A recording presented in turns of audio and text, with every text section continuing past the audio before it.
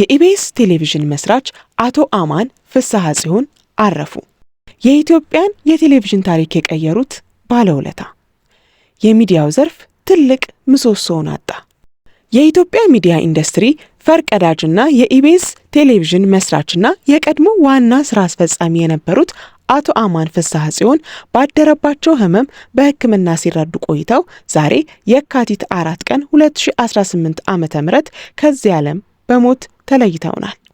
አቶ አማን ኢቢኤስ ቴሌቪዥንን በመመስረት በኢትዮጵያ የቴሌቪዥንና የመዝናኛ ዘርፍ ላይ አዲስ ታሪክን የጻፉ ዘመናዊ አሰራርን ያስተዋወቁና ለበርካታ የሚዲያ ባለሙያዎች የሙያ አባት የነበሩ ባለራዕይ መሪ ነበሩ።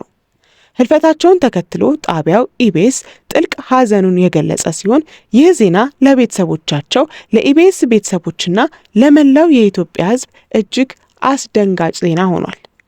ለአቶ አማን ፍስሐ ጽዮን ፈጣሪ ገነትን ያወርስልን። ለወዳጅ ዘመድና ለሚዲያው ማህበረሰብ መጽናናትን እንመኛለን። ክብር ለባለውለታው ይለናል እንግዲህ ዛሬ ያገኘነው መረጃ።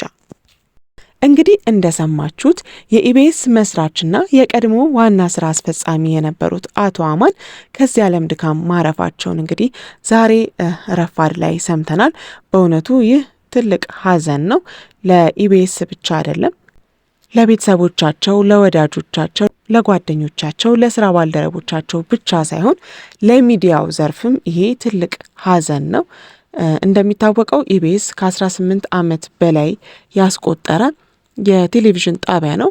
እናም ባስቆጠረባቸው ዓመታት ወደ ኢንዱስትሪው ሲመጣ የተለያዩ አዳዲስ ይዘት ያላቸውን ፕሮግራሞች፣ አዲስ የሆኑ ስትራቴጂዎችን ይዞ የመጣ የቴሌቪዥን ጣቢያ ነው።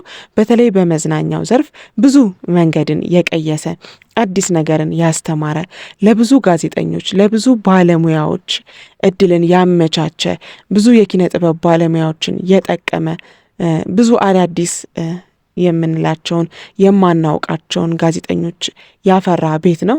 አቅማቸውንም ያሳዩበትን አጋጣሚ ያመቻቸ ቤት ነው። እንግዲህ ኢቢኤስ ይህንን ትልቅ ተቋም፣ ይህንን ትልቅ ድርጅት ያቋቋመ የመሰረተን ሰው ነው እንግዲህ ዛሬ ከዚህ ዓለም ድካም ማረፉን የሰማ ነው። ኢቢኤስ እንግዲህ እንደ አርማው እንደ መገለጫው ነምበር 1 ቾይስ ነው፣ የመጀመሪያ ምርጫ ነው። እንደ እውነቱ ከሆነ እስካሁንም ድረስ የመጀመሪያ ምርጫ ሆኖ መቀጠል የቻለ ነው። ይህ ደግሞ የሚያሳየው የአመራሩን ያስተዳደሩን ብቃት ነውና ይህንን ትልቅ ባለሙያ ነው እንግዲህ ዛሬ በህይወት ልናጣው ይቻልነው። ኢቢኤስ እንግዲህ ይህንን ዘርፍ ከተቀላቀለ በኋላ ብዙ ነገሮችን እንደቀየረ ቀደም ብዬ ነግሬያችኋለሁ። እናንተም የምታውቁት እውነታ ነው። በተለይ ደግሞ በበጎ አድራጎት ስራ ላይ ተሰማርተው እየሰሩ ያሉት ነገር ደግሞ በጣም ይበል የሚያሰኝ፣ ሌሎችም የቴሌቪዥን ቻናሎች ይህንን ነገር ማድረግ እንዳለባቸው።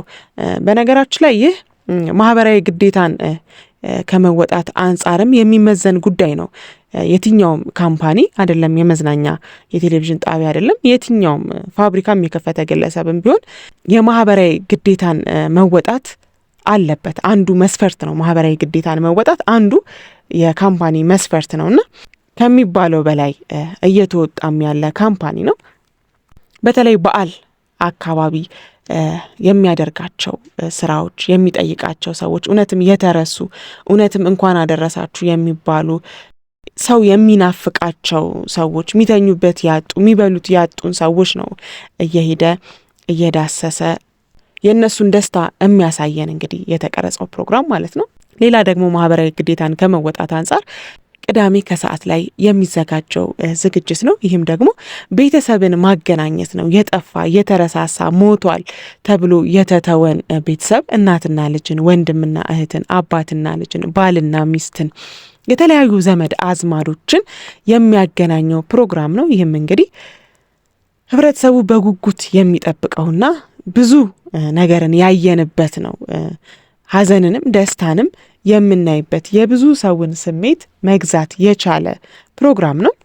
ኢቢኤስ እንደ ጣቢያ ህዝቡን ያወቀ፣ የህዝቡን የልብ ትርታ ማዳመጥ የቻለ፣ በማዝናናትም ቁም ነገር በማስተላለፍም ረገድ አግባብነት ያለው በቃ ህዝቡን በደንብ መያዝ የቻለ ጣቢያ ነው። በነገራችን ላይ በዚህ አጋጣሚ ሌሎችም የቴሌቪዥን ቻናሎች በተቻላቸው አቅም ከኢቢኤስ መውሰድ የሚችሉት የተለያየ ልምድ እንዳለ ይታየኛል።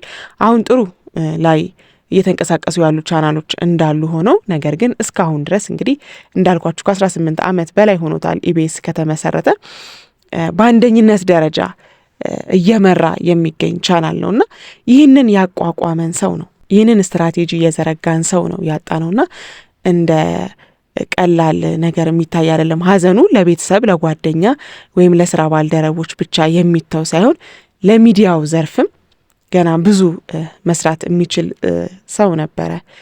ገና ብዙ ስትራቴጂዎችን መዘርጋት የሚችል ገና ከሱ ብዙ ስትራቴጂ ዝርጋታዎችን የፕሮግራም አይነቶችን እናያለን ብለን እንጠብቅ ነበርና እንግዲህ እግዚአብሔር አይሳሳትም ማረፍ አለበት ብሎ በማመኑ ፈጣሪ ወደ ራሱ ወስዶታል።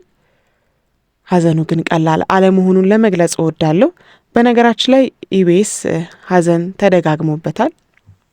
ምን ነው ምን ነካው ብለው እንደ ጣቢያም እያሰቡ ያሉ የተለያዩ ሀሳብ አስተያየት ሰጪዎች ይገኛሉ። ይህ ደግሞ እንግዲህ ተወዳጁን ጋዜጠኛ፣ ተወዳጁን ተዋናይ፣ ተወዳጁን የፕሮግራም የማስታወቂያ ባለሙያ ነጻነት ወርቅነህን ካጣ ነው ወር አልሞላንም። ባለሳታት ዛሬ 26ኛ ቀናችን ነው። ጥር 8 ነበረ እንግዲህ የነጻነት ወርቅነህን ማለፍ የሰማ ነውና ይሄ ሀዘን ከኢቢኤስ ቤት ብቻ አይደለም ከኢትዮጵያ ሕዝብ ልብ ውስጥም አልወጣም። እንግዲህ ወር ባልሞላ ጊዜ ውስጥ ድጋሚ ደግሞ ኢቢኤስ ውስጥ ይሄ ከባድ ሀዘን መሰማቱ በእውነት እጅግ ልብን የሚሰብር ጉዳይ ነው። ለኢቢኤስ ሰራተኞች መጽናናትን እንመኛለን። ሀዘን በቃችሁ ይበላችሁ ለማለት እንወዳለን። የዛሬ 2 ዓመት አካባቢ ነው እንግዲህ ተወዳጁን ጋዜጠኛ አስፋው መሸሻንም ከዚሁ ቤት እንግዲህ በስራ ላይ በነበረበት ሰዓት ህመም አጋጥሞት ለሕክምና ወደ ውጭ ሀገር ሄዶ እንግዲህ ማለፉን የሰማ ነው። ይህም እንግዲህ ከባድ ነው። በጣም አልተረሳም። አስፊቲ በጣም ትልቅ ሰው ነበረ። ሀዘኑ ከኢቢኤስ ቤት አልወጣም። እንግዲህ በአመት ከምናምን ወይም በ2 ዓመቱ ነጻነት ወርቅነህ ተደገመ።